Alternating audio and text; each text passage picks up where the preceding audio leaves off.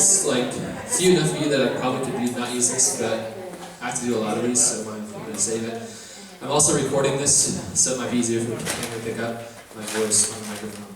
So, I'm not really trying to yell at you, but just so you know. A few more people are wondering, and I'm just going to do a quick introduction. Who doesn't know me? I think everyone should. Jeff for the parents, Mr. Reed for the students. If you guys don't know my contact information, I think I've got contact from most of you guys. Definitely want to highlight again, quickest way to contact me is over email.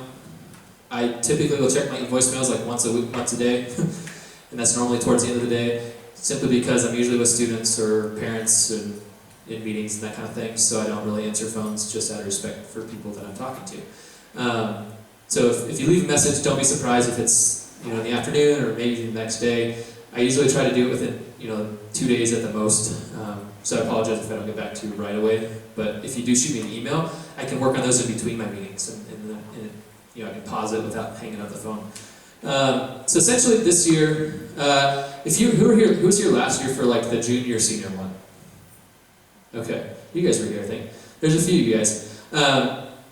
So I want to just highlight that some of this stuff will look similar.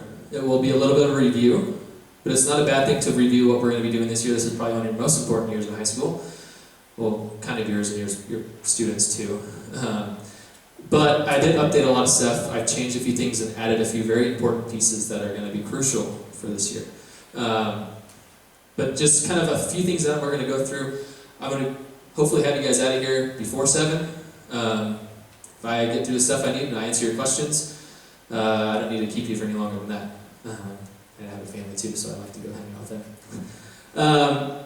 Any questions before we get started, or any comments, specific things that you would like me to cover in depth so I can do it as we're going through? Anything really broad that I can answer as I'm going through the talk? Anything? Okay, so we'll get right into it. Again, I just want to remind you, some of you guys that were here, this is a review. Some things that you can expect of me. And so basically there's some rules that I use for myself, some rules I use for parents, and some rules, if you want to call them rules, that I use for students. A few things that you can expect of me. One is I'm going to push your kid to be A through G ready. Hopefully by your senior year, you're going to be ready for that. That's not a big thing to worry about. But I'm still going to, whether or not you're ready to go to college or not, I think that's a choice that people can make, and I don't think, I'm kind of the proponent of college is not for everybody. But I think everyone should have the option of going to college, so that there's two different distinctions there. So I will push your kid to be A through G ready, and I'll push them to get good grades. I think effort is a big thing, and if I see a kid putting in full effort and like extra effort, and they're getting a C or a B, that's much less, like I'm not super upset with that. But if I see a kid slacking, don't be surprised if you get a call from me, if they're in my office, if they're in Miss Lee's office, assigned to RTI, all that stuff. Not because I want to be mean to your student, because I would care about them and their grades matter. Most of the people in here I see have good grades. 100% of myself is, while I'm at work, so I know professional self is dedicated to, all grades, 9 through 12, but you guys are very high on the list because you guys are going to college and getting out of here and all that jazz. And basically, I will be available. So, like I said, it's not always going to be like, I can't always immediately answer a question, but any question you have, I want to make sure that you guys feel comfortable and are free to ask me. Okay? I don't want you guys to be afraid of, shooting me an email, just calling me on Skype. Like, I have I've tried to make every avenue of communication open to you guys. So whatever you guys want to use, please do. And I will, if I don't have an answer, I will definitely try to find a good one for you. Some things that I don't do. Some things that people sometimes will say, this is your job. And I say, no, it's not. A few things. It's not my job to apply for your child. It's not your job either. We'll talk about that in a second. It's your student's job to apply to college. Okay, so if you or your student comes in and says, will you please fill this out for me, and it's their application, I'll probably nicely redirect you and say, no, but I can certainly help you once you kind of fill out the parts and then I can help you answer questions. Okay, so that's your job. You're going to be an adult, that kind of thing. I don't work 24/7. Sometimes you'll see I will email you after hours or on the weekend every once in a while. Sometimes when I have free time, I like to take care of some emails on my phone. But I do, typically my hours at the office are between 7 and about 4. Typically I don't really do many meetings except for things like this after that, because like I said, I have a family, I have a dog that needs to go out and go to the bathroom. And so, my personal life and my family life is important to me too, just like my work life. So just, I'll respect your personal time, and then just I ask that my personal time is also respected as well. I don't have all the answers, believe it or not. I don't know everything. Some people think I do. And while it's a very flattering thought, I don't. So don't be surprised if I tell you like I'm not sure. But I usually have a lot of good resources or other people that I can ask to find out the answer. So sometimes you might ask me a question, it might take me a day or two to look into it and get back to you. If it's a very pressing issue, please let me know like this needs to happen today, or else I might not realize that, and it might take me a day or two to get back to you. And in that meantime, something goes by or a deadline passes or something like that. But please do share that with me, that's important information for you to know. And I'm not everywhere all the time, so I can only do certain things at certain times. So please realize that, and we can go forward from there, and we'll have a great senior year.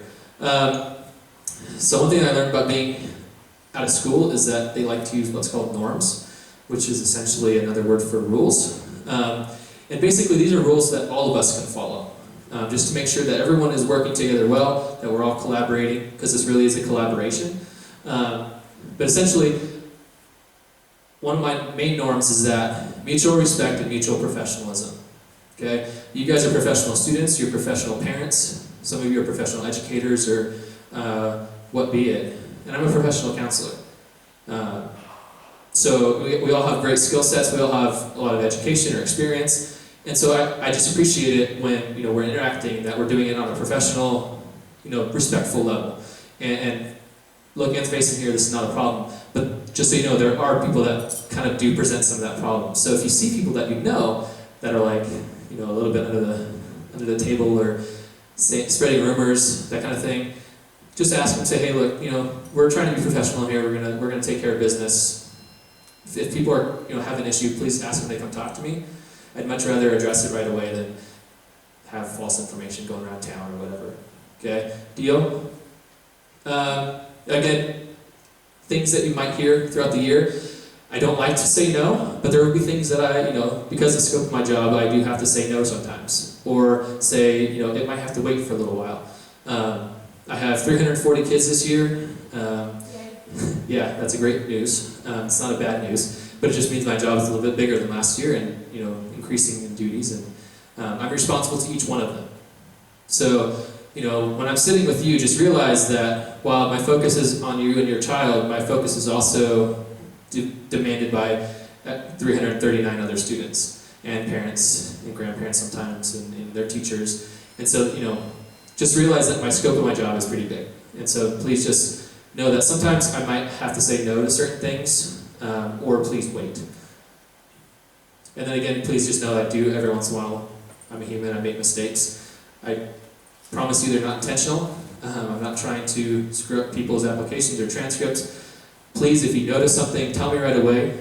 But please do so, knowing that it wasn't on purpose. I'm not trying to mess your kid up.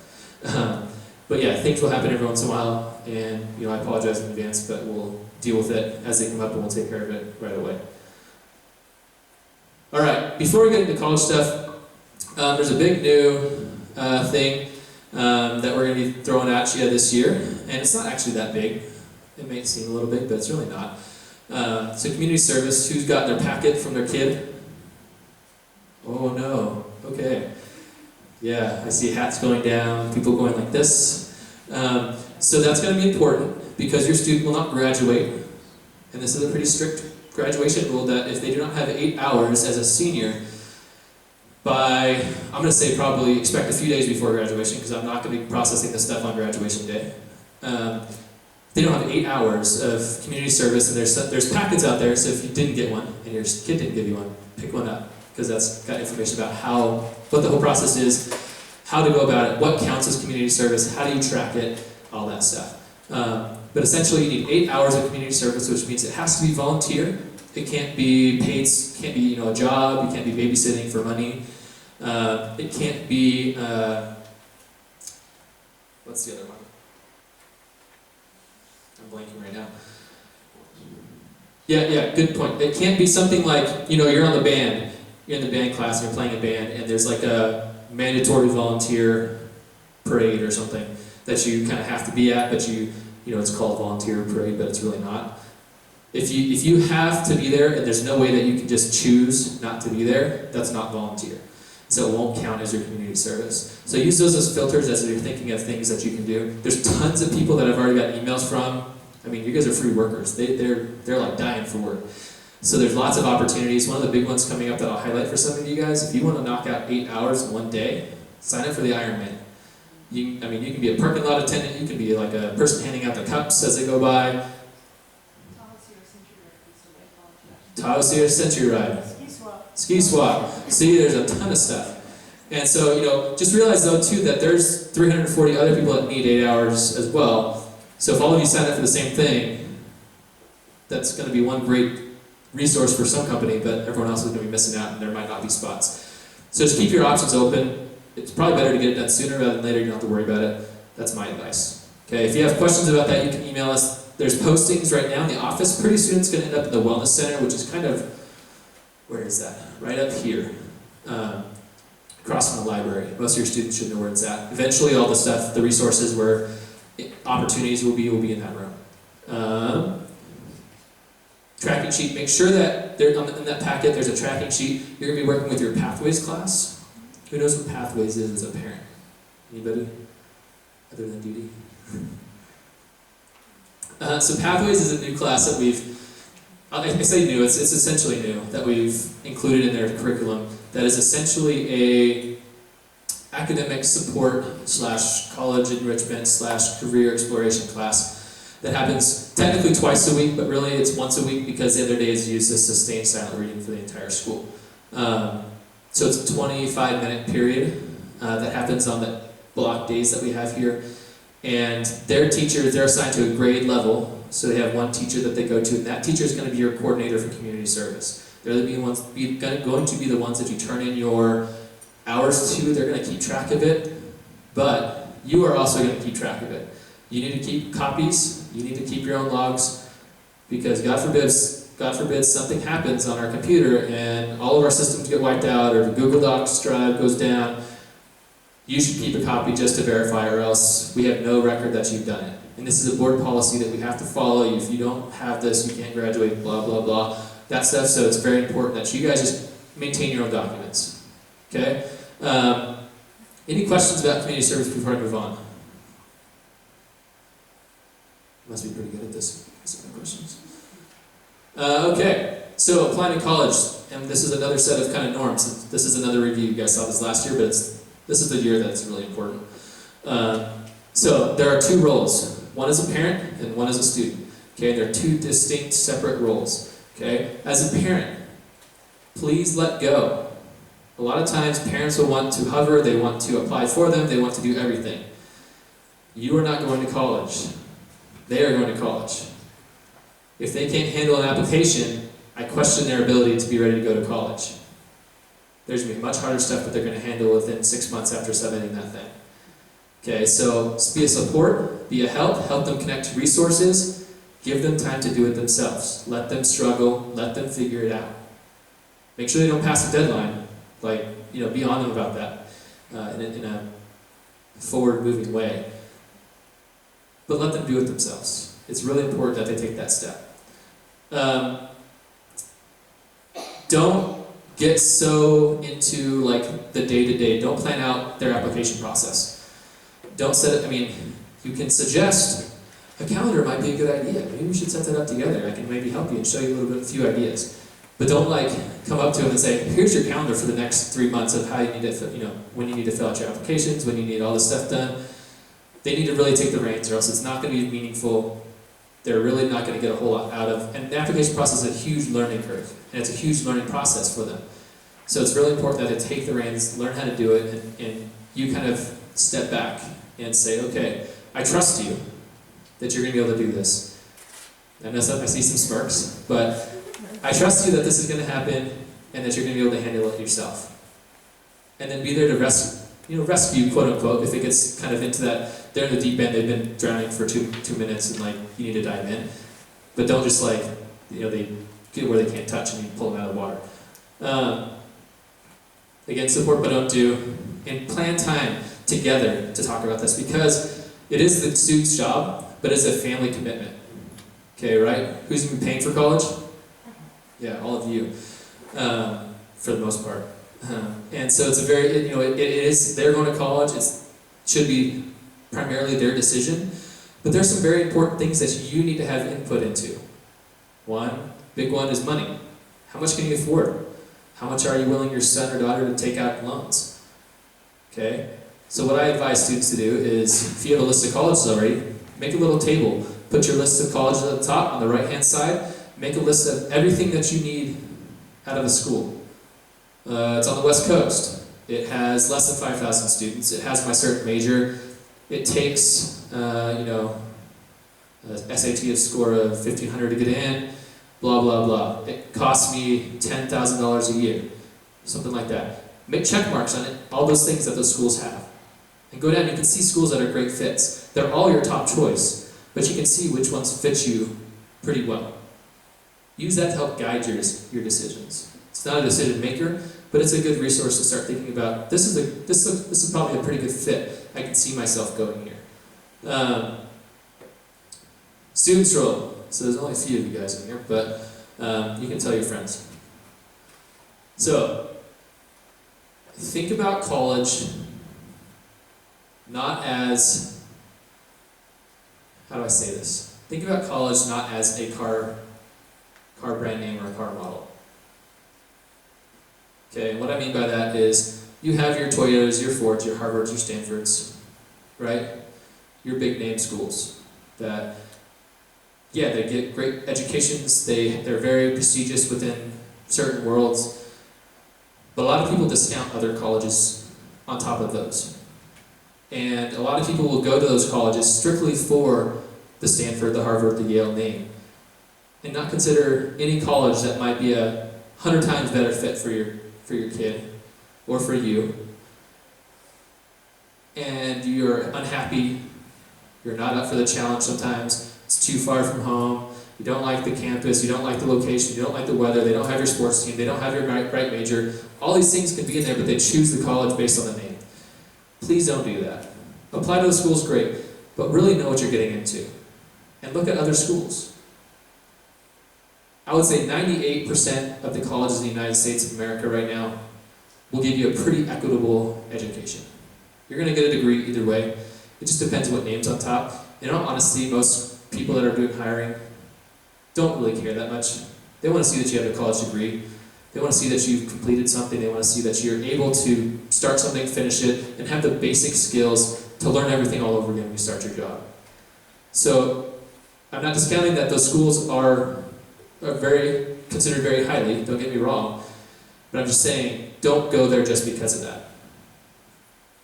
Enough of that.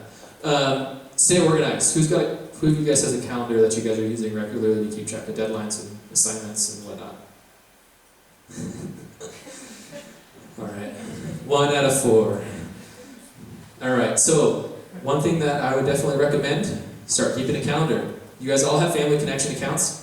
There's a calendar inside of that you can use if you would like. Other people like to use like Google Calendar or a paper calendar or a planner. Whatever your fancy is, use it. Because soon, you're probably already a little bit stressed out. Just wait. Like pretty soon you're gonna have deadlines all over the place. You're not gonna be able to keep them straight. I swear, if I go anywhere without my calendar or my phone, I'm like lost. I don't know what's going on. I don't know what to expect. I miss meetings. I miss deadlines. So it's really important to stay organized. Create a little folder. Put all your information in there. Okay. Set up little booklets for each school that you're applying to if you're not applying to like 50 schools. But just keep organized, keep in separate little areas. Separate your schools so you can keep track. It's just much easier that way. Again, deadlines, super important. We covered that. they're not like North Tahoe High School. There's not oh, the deadline's the 15th. Oh, it's the 16th, Mr. Ream, I forgot. All right, okay, it's not like that. 12 o'clock midnight, November 30th, UC application's closed, you don't have it in, we'll see you in the spring. Okay, so it's much more strict. There's no wiggle room. And I can't go call them and complain like, they had a basketball game, they were out really late, and they got in, they had a bunch of English homework, they just weren't able to get it in on time. They'll give me the same answer they give you. So I can't help you on that. So just please don't miss your deadlines. It's really important. And then apply broadly. And I think the next slide, oh no, is not about that. But essentially, you want to apply to like 6 to 10 schools essentially. Much more than that, you're going to drive yourself crazy, and your decision-making process is going to be too broad. It's going to be much harder for you to make a choice. Try to narrow it down to about 6 to 10 schools that you're going to apply to. I mean, you'll hear people tell you, oh, 20 or 3. That's fine. You can take someone's advice. But from people I've talked to, students I've talked to, my own professional experience, my own student experience, 6 to 10 is a good number. The reason I say that is because, let me see if it's, forget, I'll get there. The reason I say that is because you want to have, I like to say, 2 schools that I'll call reach schools. And the reason why I call reach schools is because they might be your Harvard, your Yale, your schools that are like your top choice that you might not be able to get it right into, that you might be a little bit under kind of their admittance profile. You know, your SAT score isn't just quite there, or your GPA is a little bit too low, but you really want to go there. It's like you want to throw your name in. That's going to be your reach school. Apply to 1 or 2 of those. I mean, it costs you $60, usually for an application or something like that. If that $60 gets you into a school that you really want to go to, it's probably worth it. So 1 or 2 of those is definitely worth your time, worth your effort, worth your $50 or $60. You want to apply to like 4-ish, 4 or 5-ish schools that you fit within their profile. So, you know, schools that you kind of have done some research and found out, okay, you know, the mid-range of their SATs, I'm a little bit above that, like, you know, I'm pretty much fitting right in with them. My GPA is in line with their admittance profile, all that jazz. Those schools are, you know, you're relatively comfortable that you might be able to get in, but it's still kind of, you know, you want to have a few that you can choose from. And then 2 safe schools, and I say safe with quotation marks. No school is actually safe. Every school is competitive. Don't go into a school saying like you're in no matter what. Even if they've offered you a scholarship, doesn't matter. Every school is competitive. Have that mindset, or you will get disappointed probably. There's always the story of the one student who applied to one school. They talked to their admissions officer, they talked to their sports coach, they basically had a shoe-in, and then they get a denial letter in the mail. And they only applied to that one school.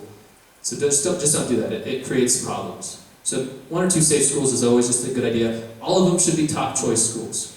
So when I say safe, that's not like caving in and going to a school that you wouldn't want to go to just because you can get in there. It's a school that you want to go into. You should have just a broad range of schools that you're looking at, that you're considering. Okay? Any questions about that? All right. So I've had a few questions, mostly from underclass parents who are very concerned about GPA and grades and all this stuff. And so I included, there's a few handouts that some of you guys picked up probably. One of them is the UC application thing. The other thing is the CSU application. The other thing is the community service. On the UC one, on the very last page of the packet, there's a 2-sided sheet that's called comprehensive review. And the reason why I say this is because many people think that my GPA and my grades are the only thing that matters. That's how people get me into my schools. And you know, I wanted to provide this so you can see what the UCs use. The CSUs are a little bit less, a little bit more so on the, we only look at grades and GPA and that kind of thing, but they're also a little bit easier to get into. The CSUs, they use 14 mechanisms to decide on admission. And grades, don't get me wrong, grades and GPA and all that stuff is extremely important. But that's not all that they look at. So I don't know if I used this last year or not, but I like this metaphor of, okay, can you guys describe the tree? What kind of tree is that? I don't know either. You know, it could be a pine tree, it could be a cedar tree, it could be a maple tree, it could be an orange tree. Okay? And this is kind of the idea that people get when they look at, and they have the idea that schools only look at my GPA and grades. That's the view that colleges get when they use that viewpoint. They get a very limited view that can't really describe an entire student. And most colleges, I would say, many colleges are moving, that has kind of been in the past. They're very much moving away from that. One, because they're getting much higher admittance classes, so they need to expand. But two, they also value a broad campus culture. They want people of different cultures. They want people of different backgrounds, different ethnicities, different academic. I mean, if you went to school with every single valedictorian in the United States of America, that'd probably be a pretty boring school. So they want a broad range of people. And so, basically, this is the view that they're now taking. They're taking the wide-angle lens and saying, okay, this tree is what we're looking at. We're not looking at just the bark. We're looking at everything about the student. And so, there definitely is kind of a hierarchy of things that they prioritize. And I don't know, you know, they don't publish like, this is first, this is second, this is third. They don't tell us that. So it's hard to say. I would say grades and GPA are definitely in the top 5 or 6. But it's, I mean, every year they change stuff, every year they prioritize different things. But I want to encourage you that they do look at other things. So don't just focus on grades, you also need to get your community service. Do above the 8 hours. Like that stuff plays into your applications. Especially for like UCs and private schools. Those are the big ones that really look much broader than the CSUs. CSUs are a little bit more narrow focused. All right, so where do I apply?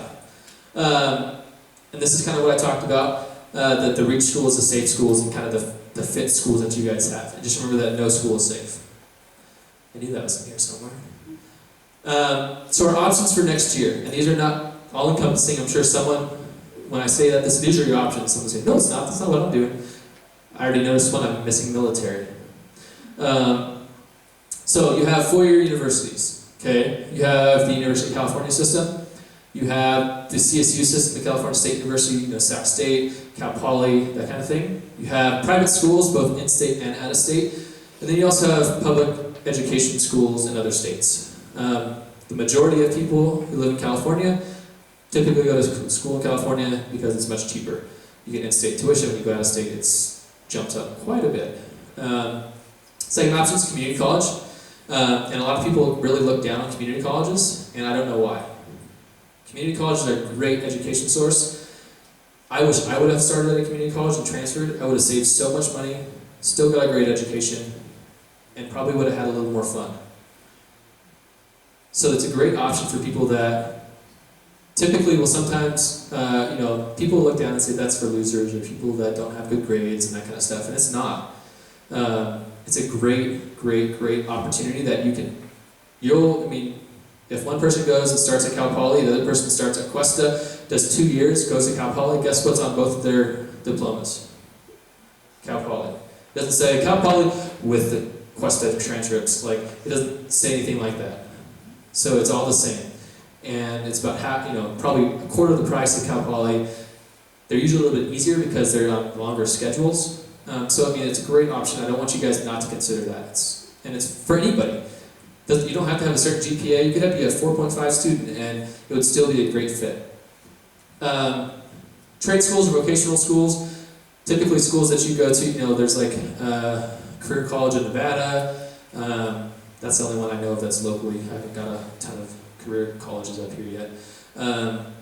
But you go there to become a beautician. You go there to become a mechanic or a plumber or something like that. Go straight, you know, getting into a trade that needs a little bit more education, a little bit more apprenticeship or training. And those are great options too. I read a study, can't remember, a couple weeks ago, about, I think it actually was about community college, but it also had trade schools tied into it, that graduates with an AA or a trade school certificate or something they call it, actually start out making more money than many four-year school like graduates. They don't usually stay there. The four-year school graduates usually go beyond people with AAs and trade schools just because they can progress farther with their degree. But they in the latest days, there's been a high demand for people with trade school experience and certain AA degrees that has let them make more money than a lot of four-year school graduates. Some are, you go to computer science or engineering, you're making tons of money probably right off the bat if you can get a job. And then finally, career, straight to a career. I'm looking in here, and I think most people are probably planning on going to college. Is that right? Anybody, son or daughter, planning on thinking about going to a career at all, or should I skip this? Okay, it's a good option. There you go. All right, so University of California. Who's thinking about UCs, or whose son or daughter's thinking about UCs? Just so I can kind of see who I'm speaking at a little bit. So applications are open the month of November only. So if you started it, you're filling out the wrong application. It's all online, so you'll go to the UC system, you'll apply online. It's not a super lengthy application process. There is a few extra pieces that you'll need to be aware of, like the personal statement. You can include things like community service. They'll ask for additional courses that you might have taken that aren't necessarily in our A through G coursework. Things like if you're going to become a cook. I don't know of any cook UC programs, but maybe like a food scientist or something you might put in culinary, or if you become an engineer, engineering might fit well there. All right, so no paper apps. One application goes to all UCs. So there's a question if this is a common application. And yes, it is a common application. It's not the common application. Two different things, but it is, you fill out one and you can select as many UC campuses as you want. They do encourage you to apply broadly. So I'll show you in just a slide or two what the rates were for last year of their admittance class and how many applications each campus got. It's pretty staggering. You can get a fee waiver if you guys qualify for a fee waiver for up to 4 schools, and that's pretty significant. It's $70 a campus. So if you're applying to 4 schools, I don't even want to do the math. That's a lot of money. So basically, there's also a ton of additional information on their website. I highly encourage you or your student to get on there and explore it. I'm by no means like an all-knowing expert of UC-CSU applications. I know a lot, but the one question that people will come ask me, that'll be the question that I don't know an answer to probably. But there's a huge resource. The internet, every school now has an admissions area of their website that is filled with information. That's usually my resource that I go to, especially like, they'll ask me, where's this college I've never even heard of, and ask me everything about it. That's my first resource I go to, or I'll call their admissions representative. Those resources are open to you. It doesn't have to be for me. One piece of advice that I would suggest, if you do call the admissions representative, have your son or daughter call. They don't really keep track, but I wouldn't take the risk that their mom called again, like for the student, like asking them all this stuff. Just, let the student take the lead, let them ask the questions. You can be on the other side of them, whispering in their ear, like saying, oh, ask them. But let them talk. Let them talk to the admissions representatives. Ask the questions that you care about, but also what they care about. Just make sure they're taking good notes. Test scores. So ACT or SAT doesn't matter. I would send both if you've taken both. Colleges really, unless they specifically say on their application or admissions area of their website, they don't care which test you send them. They have a system in place that basically equalizes both tests, so they can, if one student sends in an ACT, the other one sends in an SAT, they can compare them. And they're basically comparable, so they kind of have a system in place, a scale that they use. So don't be afraid to send both. And most schools will typically look at your highest score, and all of your test scores that you send will have all your previous tests taken on them. So you can't really just pick what test you want to send, and they don't really care. They don't have time for that. They just want to look at your highest test score. And some schools will actually super score your test, which means that they take the highest test. So you can test in November, December, or January, and if you scored highest in math here in December, highest in English in January, they'll take all of them, you take your highest and add it up, and that's what's called super scoring. And some schools will actually do that. It sometimes can help, sometimes it can actually hurt. There might have been some student who like, I'm just going to study for the math section, I'm going to ace the math section, I'm going to study for English, I'm going to ace the English one, and then they have a super great super score. It doesn't really work like that, but just know that it sometimes can work to a disadvantage depending on how people's scores line up. But we don't really have a whole lot of choice in that if they choose how they want to do that. But just so you know. Alright, some stats. I don't do this to scare you, but I kind of do. Just so that you have a realistic expectation of what you're going to do. And this is for the UCs. The CSUs is much less like public with some of their stuff, so I wasn't able to find any stats for the CSUs for this last year. For example, let's look at one of the scarier ones, Berkeley. So there's almost 70,000 people that applied. This is just last year. And they admitted 14,000 of those people. So 20%. And so just think, probably, I would say 85% of those people that applied or more were probably in their top 5% of their class. So just because you're like in the top 10% of your class or like valedictorian, by no means that you're getting into any of these schools. You're competing against everybody else in the state that's probably in a very similar spot as you. So it's still very competitive even if you have great grades, a great test score, that kind of thing. I mean, the chances go up that you get in, but nothing is for sure. Yes? Didn't they change it to where the top 10% of the school gets into a UC, you just don't get to pick? Eligibility in local context, good question. So ELC. So yes, there is 10%, so our top 10% of our school, so that's probably about 10 students of our school. So basically based on, I want to say your January grades, that's your GPA will be updated in January to your final grades. That's a GPA that gets submitted to the UC system. And from there, yes, they do have a program where if you're in the top 10%, you will be admitted to a UC Merced system. So if you want to go to UC Merced, guess what? You're in the top 10%, you're in. But that's the one that that's the one that they usually send people to be honest. So if you want to go there, great. Otherwise, it really doesn't matter. I don't want to say, likelihood of it not being UC Merced is very small, but it could be. But yes, that is true. 10% of people get in automatically. By the way, Merced is a very nice campus. It is. People talk down about it, but I had a relative that actually went there because she was going to transfer to another UC afterwards, but she ended up staying there because she liked it so much because it's a brand new campus. yeah, it's very high tech. It's very up to date. Location, but some of the other ones are like pretty bad location too, possibly yeah, it's kind of some of them are a little bit iffy. And this will be so I am recording this. If you want to save some of this, I will post this online so you guys will have access to all of this presentation. I don't know how good that picture is going to come out. I can barely see it from here. Yeah, sorry about that. My computer somehow thinks that it's really small resolution. Again, website, that's a great resource. Typically that's where I will ask if you have been before you come and talk to me, because it's much easier if you can do the research, if it's accessible to you. That way I can use a little more time to help other students if it's a pretty easy something that you can look up on the website. You do not need a letter of recommendation. Yay, for me and the teachers and probably for some of the students. We don't have to write those. But you do have to start working on your personal statement. And I'll show you that this year's they're the same from last year, but the personal statements that you will be writing if you do apply to a UC.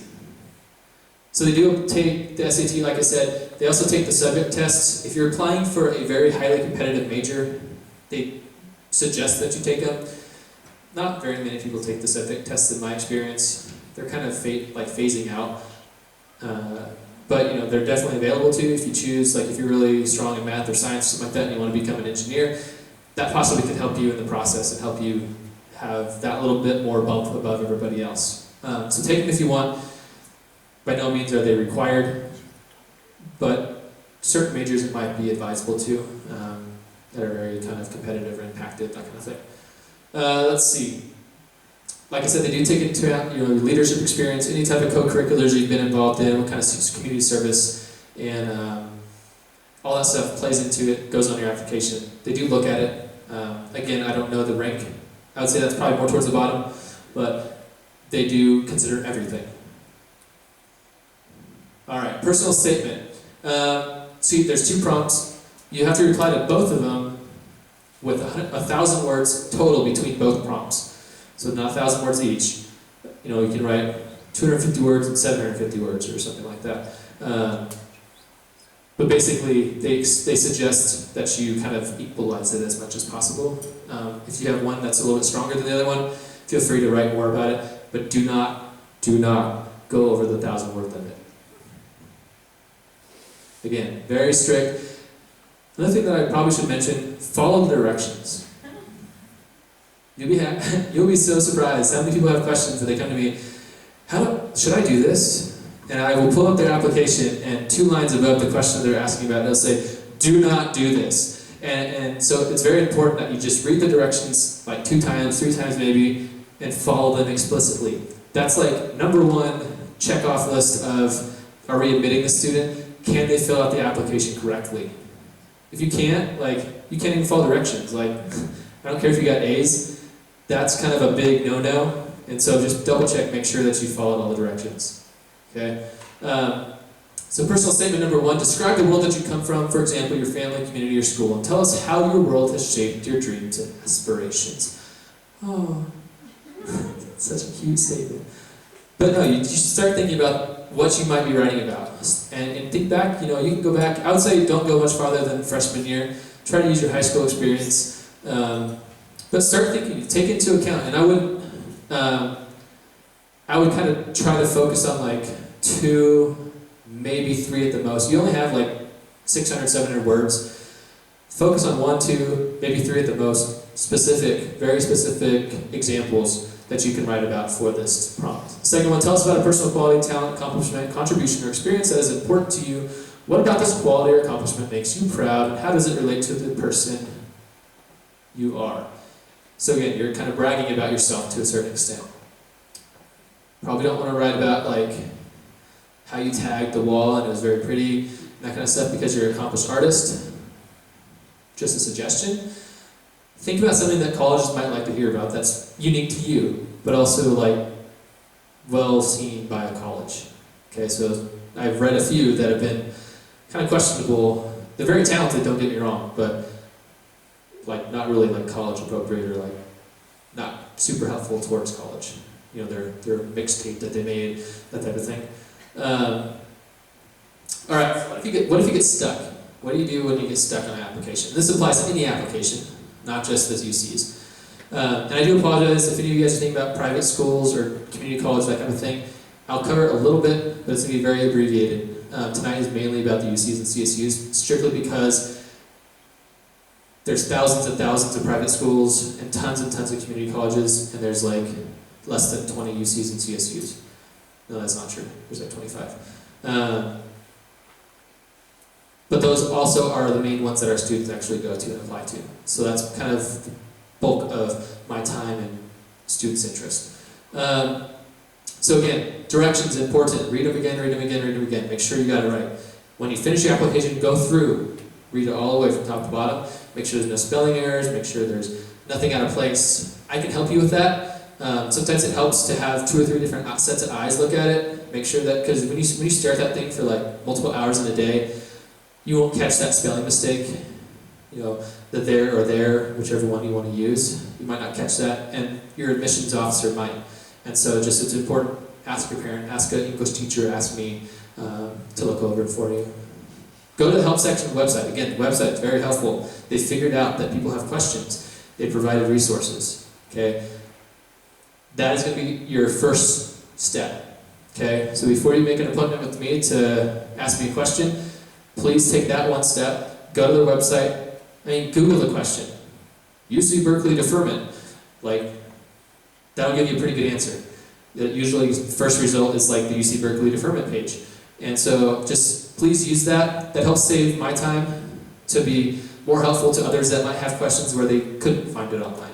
Or for a student that's suicidal, or for a student that's having an issue. Okay? So I just appreciate that, and you'll feel a little more accomplished too. You found the answer on your own. You can always call the admissions officer. They all have phone numbers, they all have email addresses. Do not be afraid.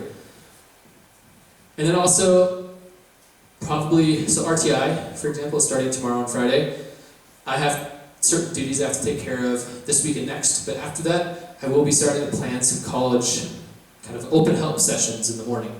So if you want, that'll be a great time for you to utilize my services. If you want me to look at your personal statement, you want me to write your letter of recommendation, you want me to help you through the Common App, any of that stuff, that's a great resource and opportunity for a little FaceTime with me.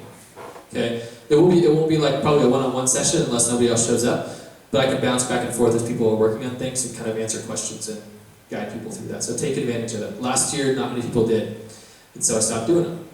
If no one's going to come, I have better things I can do than sit in an empty classroom. So please use me. I'm asking you, you're giving you permission to come during RTI for those things. A few common questions for many applications that I can answer right now for you. Many people ask what type of ranking system we use. We use an exact ranking system, so 1, 2, 3, 4, that kind of thing. There are ties. So you might see, if you ever got your hands on a list, you might see 1, 2, 3, 5, 5, 5, 5, 5, 5, 6, and then it goes on to like whatever number is after that. So they could be like 4 or 5 fives, and then it just skips to the number after those 4 or 5 fives. So if there's a tie in the GPA, there could be multiple number ones. Usually it doesn't end up like that, but just so you know, it could. But when they ask the question of what kind of ranking system we use, it's that kind. We use your weighted A through G GPA. So that is your 10th and 11th grade, only your A through G courses. Do you guys know what I mean when I say A through G? Okay. Was there any no's? Okay, good. So only the classes that are listed on that list that you can find online, those are the classes that you'll be entering on your application. Those are the grades that you'll be entering on the application. And you enter a GPA, but the UC and the CSU systems actually recalculate your GPA for you. So the GPA that you enter, they probably won't use because that'll probably be your overall GPA, but they actually calculate it by your grades. So it's kind of, your GPA on your transcript might not necessarily represent the same GPA that they would be able to calculate. It's kind of a beast to calculate, to be honest. It's a lot, it's going through and looking on that, but you can try to if you want. I can try to help. It's even a challenge for me sometimes with people's transcripts. But just know that that's the GPA that they actually use. Do not lie on your transcript. Do not lie. It's very important. Don't try to blow yourself up. Don't exaggerate what you did. They can usually see through those lies, just like a parent can, just like a teacher can. Usually don't get away with it. And even if you do, you'll hate yourself a couple years later. So just be truthful, be yourself. You want to be admitted for who you are, not somebody else. Okay, so just make sure you're not being false on your application. And again, they're not an exact science. Okay, a lot of people ask, typically the underclassmen, I kind of bag on the underclassmen, but typically the parents of the underclassmen will come in and say, I need class to get my son into CSU Sacramento State. What classes do we need? And I'll say, okay, these are some of the options. No, I want the classes. I'm like, there aren't any the classes. There's no do this, do this, do this, do this, and you're in. There's no is it better to, another question I get a lot is it better to take an AP class and get a B or a regular class and get an A? And I'm like, you're asking apples and oranges. There's not, I don't make that decision. It's kind of, do you want to look a little bit more difficult or, challenge yourself a little bit and maybe get a B instead of having straight A's? By taking an AP class, you probably still have the same GPA if you would have got an A in a regular class. But that's kind of a decision you have to make. And each college will look, probably each individual admissions officer might look at it a little bit differently. So it's just know that it's not necessarily a black and white process. It's not a do this, do this, do this. There's kind of some room for a little bit of personality within their application from the person who's looking at each application. So one reader might look at, this might be really important to them. Another one, this might be really important to them. They kind of have a norm system, a system that they have in place, but there's still that leeway. So there's not always an exact answer that I can give you, but I can give you my recommendations. So that's more kind of what I tend to do, say, this is what I suggest. I don't know for sure, but this is probably what I would do if I was in your place. Any questions before I move on to the CSUs? And I'll probably move a little bit quicker, but any questions? Way in the back. It's me, Emily. Not so much a question as a comment on what you were just saying, which is. A little louder so everyone can hear you. Sorry. Just a comment on what Jeff was just saying about if you're not sure about what you should put on the application and it kind of looks like apples and oranges and you just don't know, just remember on the UC application there is a space where you can tell them anything you want to. So, if you did decide to challenge yourself and take that A-push history and you got a B and that ruins your straight A streak, you can talk about it there. You can say, not only was I taking 5 different APs, but I was also on the junior Olympic ski team and blah, blah, blah, blah, blah. And yeah, I got a B, but I was working hard. Or whatever you want to say in that spot. So Yeah, very good point. Thank you for reminding me of that. Sure.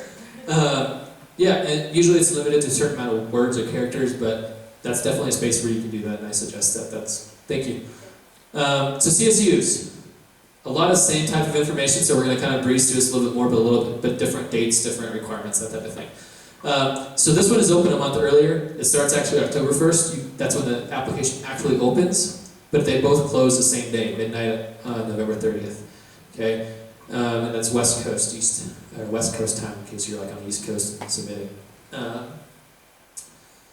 You apply through csumentor.edu, and it's the application process is really short. It's not super difficult. It asks you some pretty straightforward questions. Most people don't have many questions about the CSU application, to be honest. They're able to usually figure out most of them. There are 23 campuses. It's $55 per campus you're applying to. Don't apply to all of them. That's really expensive. The other thing I want to note about the CSU system, it's very impacted. But what I mean by impacted means it gets a little technical, but certain, both campuses and certain majors are over full. Okay, so they don't have any room. So they are trying to limit the amount of applicants that they can take, essentially. So sometimes that means you have a supplemental piece that you have to do to it if you're applying to certain majors or schools or that type of thing to help them distinguish who is going to get in or not. So it's basically another step that they can take a look at and kind of critique people by. Sometimes they also have higher expectations for you. So you might meet the minimum requirements for entrance into the CSU system, but certain campuses might have a higher level expectation. So say you took 3 math classes, that might not cut it for places like Cal Poly. Cal Poly is typically much higher, usually very impacted. San Diego State, I think, is usually another one. A lot of times things like engineering programs, any type of nursing program, a lot of computer science type programs, those are all very impacted. Pretty much anything that's popular that people are going into, those are the ones that get impacted really quickly, and then it gets a little bit harder to get into. There's a list in the description on that website that I will post with this PowerPoint if you want more information or you want to look up certain schools or certain programs and find out what the differences are and what programs are or not impacted. So generally, most, just the CU schools are impacted, not necessarily the other private or other schools, or just... So UCs, I don't think they have anything about impaction. They just don't let people in. That's why their admittance rate's like 30 or 20%. They're all, crowded, but because of the economy, 2 because of I think the reputation of the CSUs is increasing. More people are wanting to go there, and it's also becoming a little more competitive. So people typically, they'll apply to UC, they don't get in, they apply to CSU, and they end up going to CSU. So it's usually they're becoming more popular. And so more of the programs are becoming impacted. Does that answer your question? Okay. I thought I was going to say something else, but I don't remember. It's okay. No essays, no personal statement. Yes, that's good for you guys. No letters of recommendation either. So it's like I said, it's very straightforward. You're entering information and click and submit, essentially. They use what's called the eligibility index. To make sure that you're eligible to apply. So you have to meet the A through G's, but then basically they use this math equation So basically it's your high school 10 through 12, A through G GPA, multiply it by 800, then add, if you're taking the SAT score, just your SAT score, your two parts of that. And that's your eligibility index. And did I write up there what the usual one is? So most of them are 2,900, so if you add that up, most minimums are 2,900. If you have a 3.0 though, typically you're eligible to apply to any UC, I believe. My brain could be messing up on that fact though, so don't write that down and take me at my word. But I think I remember reading that in this year's update. No one here is, anyone live in Nevada? Okay. So don't need to cover that. It's higher for out of state, and then a different number, a different equation for the ACT if you're curious. If you search eligibility index, you can find this equation and do it on your own too. Private colleges. Who's thinking any private schools? Like what? Give me an example. Westminster. Great. So private colleges, like I said, I'm kind of... Yes, Emily. I'm sorry. It's okay. One more. Do you guys know Emily? Emily Wexler? She does Learning Bridge of the Sierra. She's a great resource. Take advantage of every resource you can. I'm one person, I don't get offended when you go talk to other people. Trust me, half the time it makes my job easier because I can, I'm already trying to be busy, but if you have other resources you can take advantage of, go for it. And she's a great one. So, go ahead. So, I know Jeff, but if you meet minimum eligibility for the CSUs, you are guaranteed a seat at Sac State. It's part of the law in California. Sac State's I did not know that. Is that the local Yeah, campus? They're a local campus, so it's not Chico, despite what a lot of people believe. It's Sac State. So if you get a 3.0 or you have lower than a 3.0 plus the SAT score to make that equation work out to 2,900, you're guaranteed a seat there. Good news. Thank you. I learn something new every day. So private schools, for still you get to look at private schools. Again, like I said, going to kind of gloss over the generals, but every school is going to be different. They might take the common application, which is like a program that you can use one application to apply to like 600 schools and states and outside of the United States, that kind of thing. But I mean, their deadlines vary. They have different admissions type of program, from rolling to early admission or early decision, early action, all this like mumbo jumbo that you guys have to decide on, but depends on what school you're looking at. So just a quick overview of what that actually means. Early decision. Can anybody give me a 2-second overview of early decision? Just trying to see what people know. Oh, Ethan, go for it. Taking a college and saying that you're going to go there early before the application stuff starts, and they'll probably admit you. Great. So Ethan said, telling the school that you're applying early, that you really want to go there, and basically it'll take you because you're applying early. True. But there's also a piece that's very important that you guys understand, and it possibly could affect your wallets. So if that doesn't perk your ears up, I don't know what will. If you're applying early decision, you sign, your student signs, I believe I have to sign a form, whether it's through Common App or paper or on their website, saying, you read it and it says, by signing this form, I agree that I will enroll. If I'm admitted, if I don't admit, I agree that I will pay X amount of dollars. So basically, you are signing your decision away a little bit because this is your first choice school. It does help you. So like if you're kind of on that fence of whether I'm admissible or not, it definitely puts you more towards the admissible side. But it also kind of takes away some of the choices. Many of them you also can't apply to any other schools until you hear back. So by applying early decision, just know what you're getting into, because they will come after you for money if you don't actually enroll there. It's very important. Usually they'll charge you like at least a semester's tuition, like a couple $1,000, like kind of a big deal. Just be sure that you know what that is. Early action is very similar. I think it's less restrictive. You're not necessarily signing your life away. It is more of, I'm just telling you that you are kind of my top choice. I really would like to go here. And they usually, with all these early stuff, they usually have an earlier application deadline, but they also usually get back to you earlier on their admissions decision. So when some schools might get back to you in March, they might get back to you in December. Okay.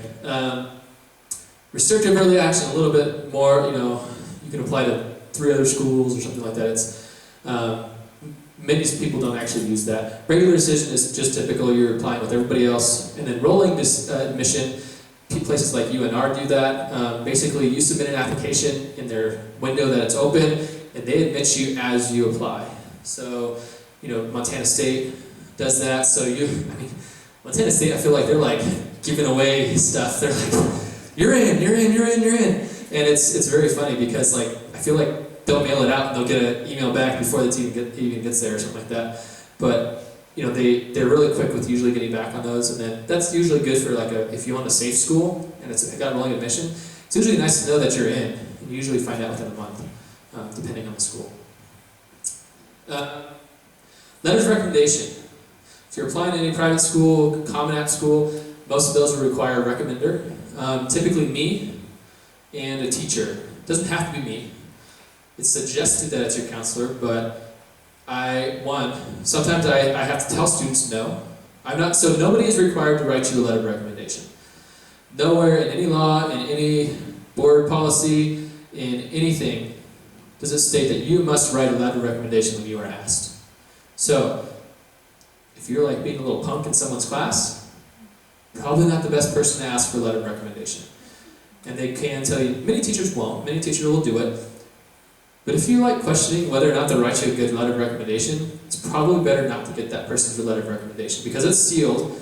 And I know of many teachers who have actually wrote, you might want to reconsider actually admitting the student. They're kind of a jerk, they're a little bit mean, they don't really study very good, and so on and so forth. So really think of who you're asking. Make sure it's like your buddy teacher, someone that you have a relationship with, that knows who you are.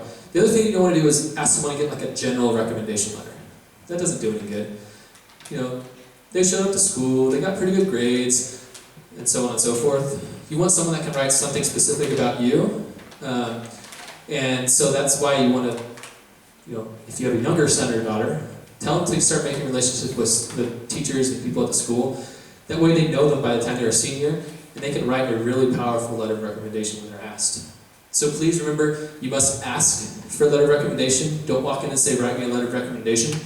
Like you really should be like bowing down and groveling. Say, will you please write me a letter of recommendation? Because you and like every other kid that's applying to college is probably asking the top 5 teachers at our school.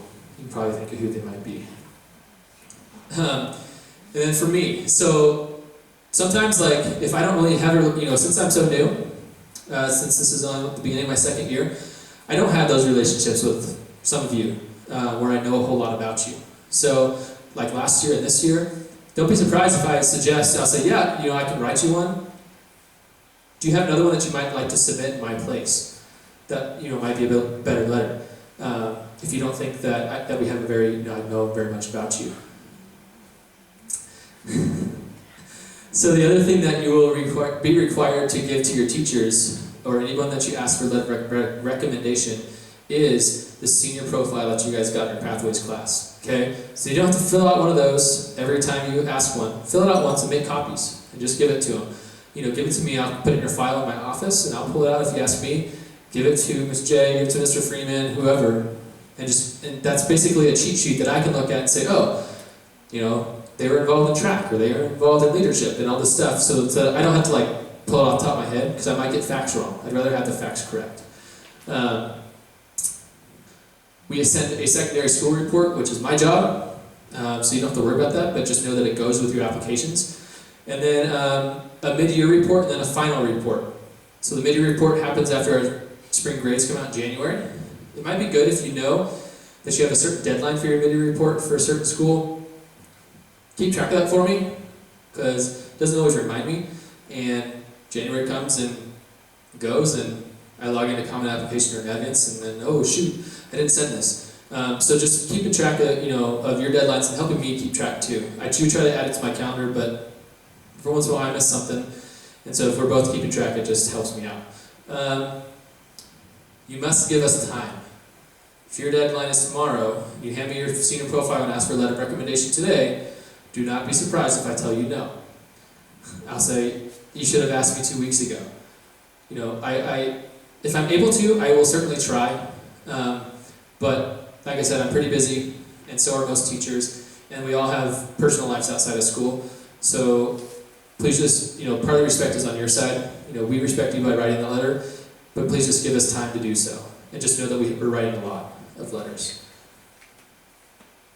Common application, you're going to apply through the Common App. It's a really cool website. They did just come out with a new one this summer.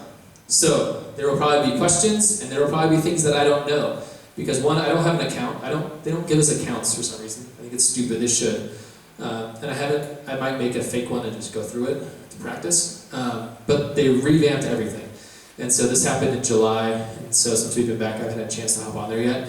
But just know, it looks cool. I've looked at it, but I haven't dove into all the questions or parts that might give you guys trouble yet. But again, over 500 colleges are on this. Makes it really easy to apply to a bunch of schools. And then, so there's typically a general application, the Common App, and there's supplements for each school if they have them. So that might be a writing supplement, it might be, if you're going for art, like an art portfolio or something like that. So the other thing is, if you're doing this, you have to connect it to your Navient Family Connection account. This is nice, actually. One, because it lets you keep me updated and I can stay in the loop. So you fill it out when you, basically once you reach the recommender point, it's going to ask you to sign a FERPA waiver, which basically means that we can release your information to colleges. Once you do that, you can go to Navient and fill in the box that says, please connect to your Navient account, just sign in with your email and your password. It'll pull all of your information from Common App and throw it in that colleges I'm applying to section. And from there you can add teachers that you want recommendations from, myself, you can request that I send information, that kind of thing. I'll go through I know we're running out of time. Man, I'm going slow. So I will go quicker now. But just know that you will need to apply there. We are all on a learning process with Navient, so please just know, one, I don't know all of the ins and outs yet, and neither do you guys. So we're figuring it out together. I know a lot about it, but there will be questions that I don't know. So as we're going through, just know that if you have a question, come ask me. If we don't, I'll find it. Financial aid opens, the FAFSA opens January 1. That's highly suggested that you start filling that out as soon as possible. It closes technically on June 30th of that same year, but a lot of money goes away. So some people don't know that. Some people think that it's just open for anybody, but it's not. Some money, it's called merit aid, that certain schools can give out. They use this to figure out who they want to give it to. And so when that pool of money is gone, it's gone. So the sooner you're able to get it in, and most typically this is things like the private schools.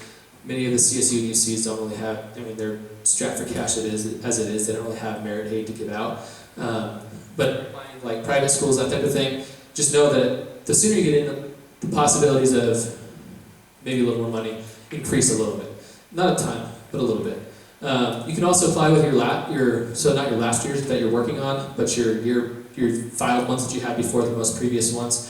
Enter that information, submit it, and then when your new ones are filed and you get all the information done, you can go ahead and correct it later with your updated one. Just know that if you get a report saying this is your expected family contribution based on previous taxes, if any of your financials have changed in the last year, it could be better or worse. So, but we won't probably dive into financial aid until later in the fall, probably December-ish. Most of the scholarships, most of financial aid stuff doesn't really open until late winter, early spring-ish. You can hop online, find some stuff. If I get financial aid information in my email or in the mail, I post it. But typically you don't see it before Christmas. Anything you see online now, scrutinize, because most of it is either a scam or it is a sweepstakes. And that's essentially, I mean that in all sense of the matter. 60 million people apply to this thing, and it's signed up on a junk mail list type thing. So the Dr. Pepper scholarship you see for $1 million that you see at the football games, that's a scholarship. It's not a sweepstakes, not a scholarship.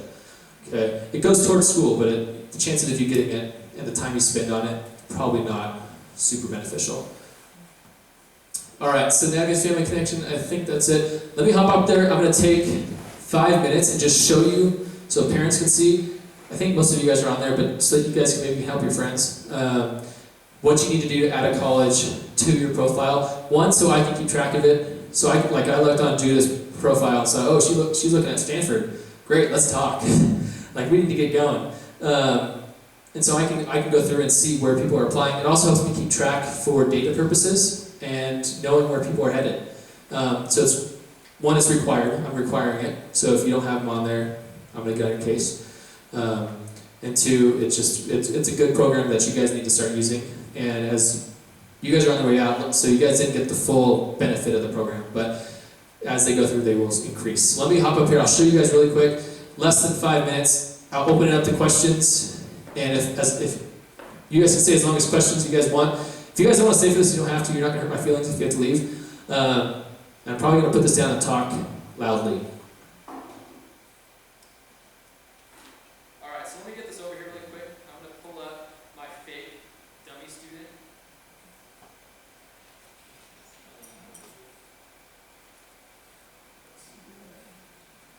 That's going to be a challenge here.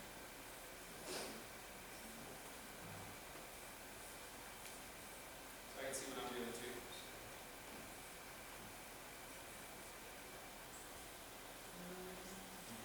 Alright, so this is John Doe. When you guys log into your account, this student account, this is what you're going to find.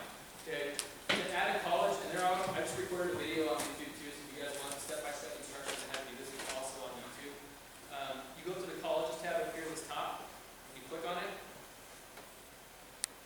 course, it's sitting here too long, it takes a Give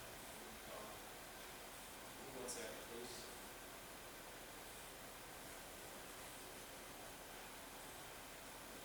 This is my side.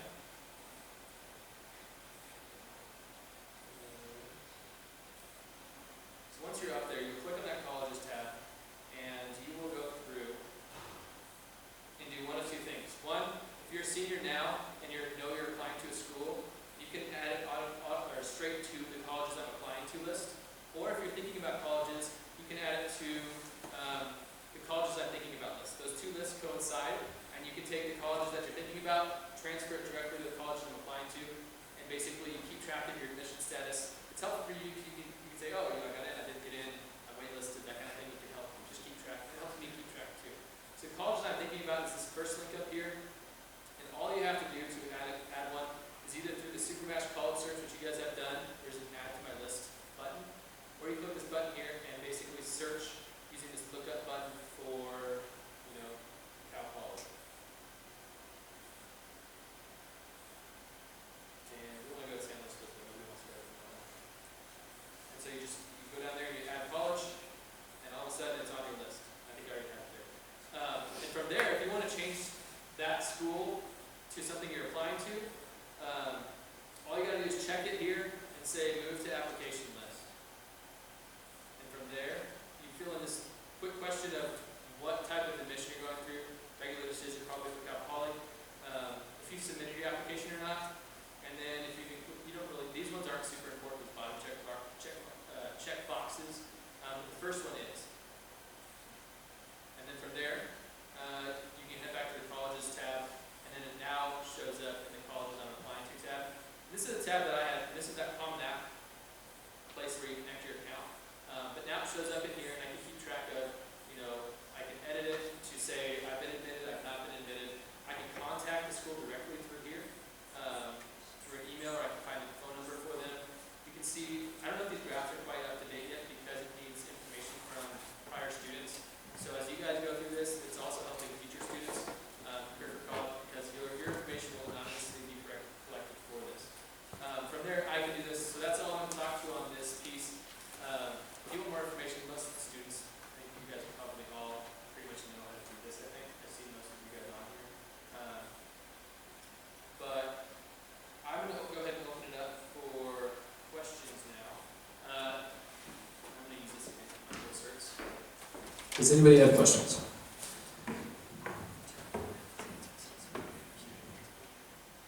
How was that good? Holy cow. You No, were great. no. No questions, really.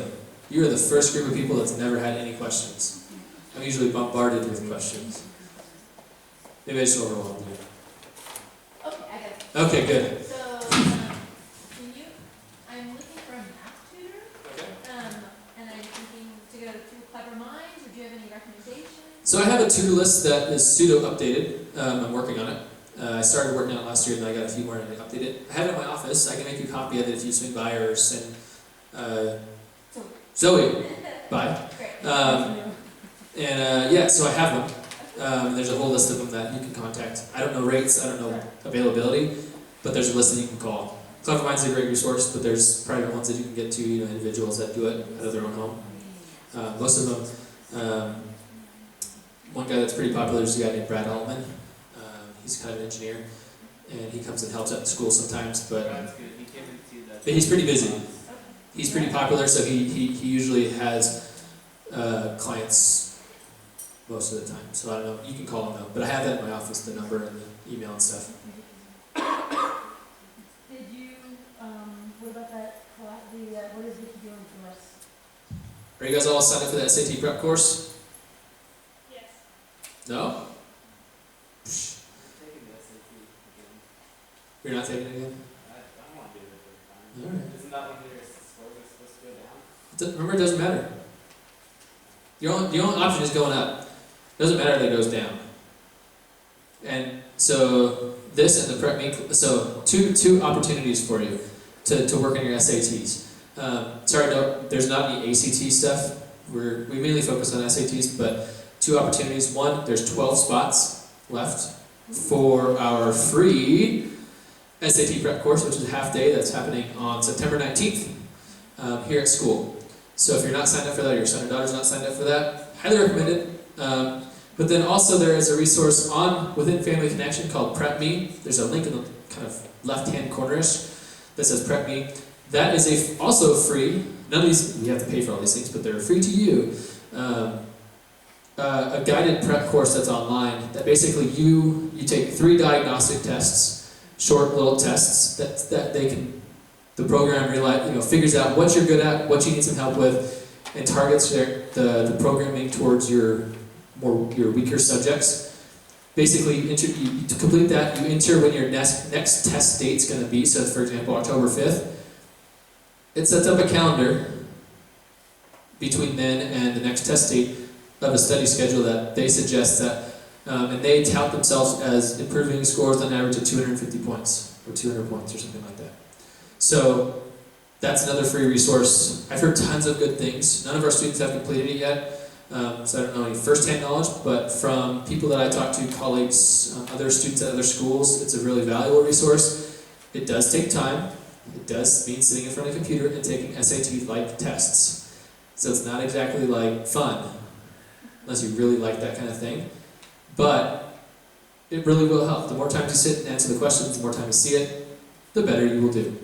That's usually the progression that it takes. So there are 2 options that are available. If you want to sign up for the SAT prep course, there are only 12 spots left as of this afternoon, I believe. We had a cap of 60 kids. So if you want, it's free. So if you want to sign up, the sooner you sign up, come in and see me or shoot me an email, just saying I want to add my name. I want to be on the SAT prep course. It's only open to 11 to 12th graders. If you have any younger kids, sorry, they can do it later. But yeah, any other questions? Yes. On documents, once we add colleges, it says that you as our counselor can estimate the difficulty of admission specifically for us. How do you do that? I'll get back to you on that one. Good question. I think some of that takes into account, some data that's already been entered in from previous classes. Since you guys are the first kind of class of students to go through, there's no data in the past to determine that from. Data from, you can see how many students have gone to certain schools because we have our alumni data in. And I have entered the students who graduated last year. I manually entered the schools that I know they were going to, just so that we knew, you can see, oh, there's 3 people going to Cal Poly, and you can't see who they are, but you can see where some of our students have been. in the future, this won't really help you guys, but in the future, the data that's entered from like your GPAs, your test scores, that kind of thing, all anonymously, so no names, and if it's like less than 2 or 3 students in there, they don't post it because you can figure out who it is type thing. But basically that will be graphed for you. You can see kind of how you compare to people who have been admitted, people who have not been admitted, that kind of thing. So it's much more helpful, and some of that also has to do with your course data, which hasn't been updated yet. There's something called like your strength of schedule or something, some word like that, that you can kind of tie values to certain classes, and it kind of says, oh, you're taking a lot of AP classes, you have a strong schedule. So I don't know how to answer that question right now. Once we put more information in. Possibly, yeah. I'd have to look and see what the message says too, because I could be totally off in what I'm answering with. It might mean something different. If you can show me at some point, I can look for it. Any further questions? Going once, twice. Get out of here. If you guys have questions, I'll stick around for a little bit while I'm cleaning up. And I think there's still some people outside, so if you want to talk to Emily or, I don't know if Sierra College is still here or not. But seriously, Emily Wexler is a great resource. Any resource you find, use them if you want to. Good night. Please do fill out that survey. It seriously will take you less than 5 minutes, and it will be helpful to me.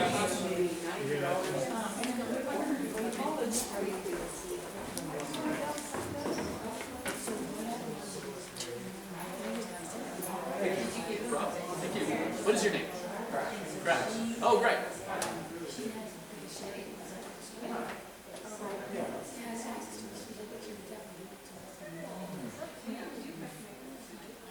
You do have stellar SAT scores, but they can always get better. Well, one of the MSU, oh, is it the website? This is the whole merit. Yeah, so that means, so if that's, then I don't know. He just barely misses his SAT score. Is it in a certain section?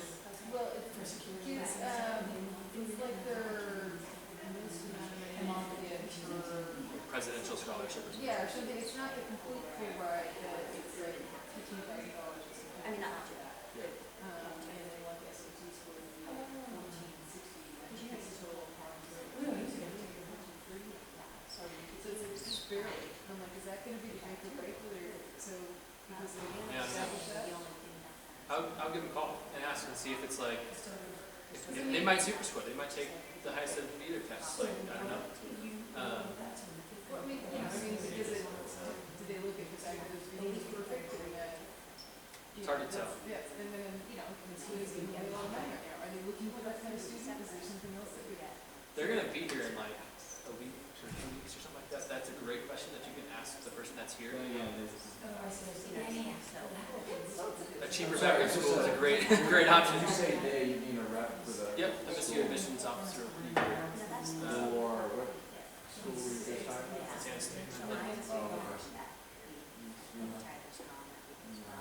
You guys are running. Where'd you like from, Tennessee? North? It's next to me. Next to Victor. But so the whole thing is Kind of cool. we actually, well, he talked to you. Yeah, Taylor said that they give treatments and all that kind of stuff. Yeah, and that's They'll be here Tuesday the 17th at lunch. And last time they came, they gave a ton of good information. They answered all those questions, and like there's a ton of questions about like they do like some scholarship program, and like they had a bunch of questions, and their pamphlets that they give out are very informative. And, like, they're really resourceful.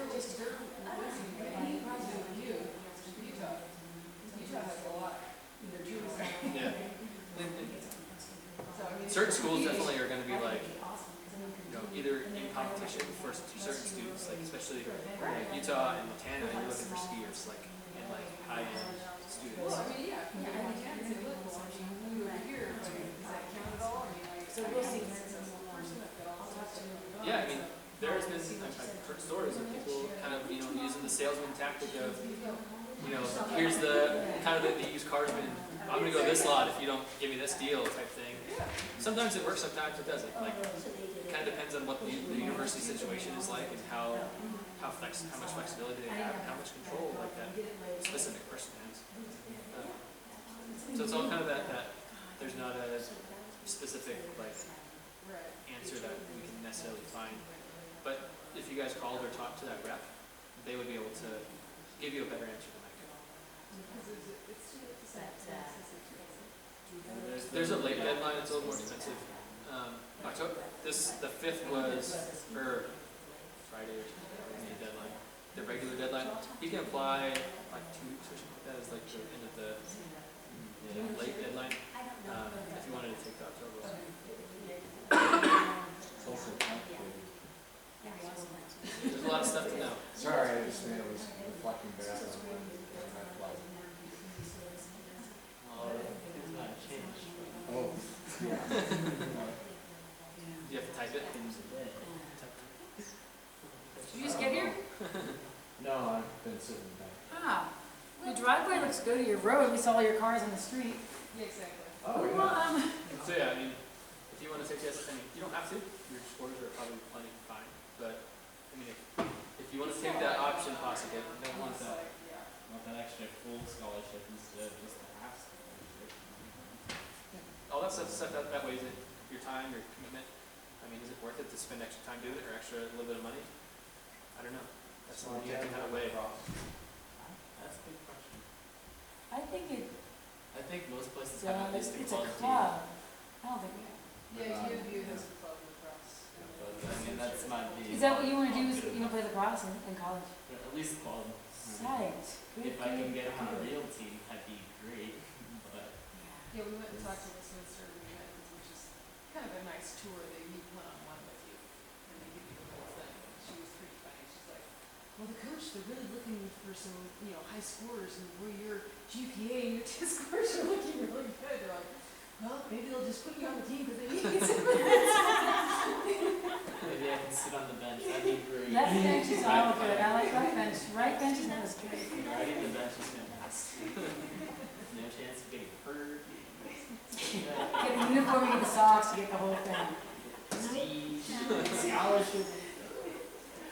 Jeff, thank you. I gotta move. But thank you for that. I'm sorry we didn't get more people, but I think your buzzword that is going to be videotaped is not necessarily. You should I'm never gonna put stop that that, by the way. in. Yeah, 'cause otherwise people won't come.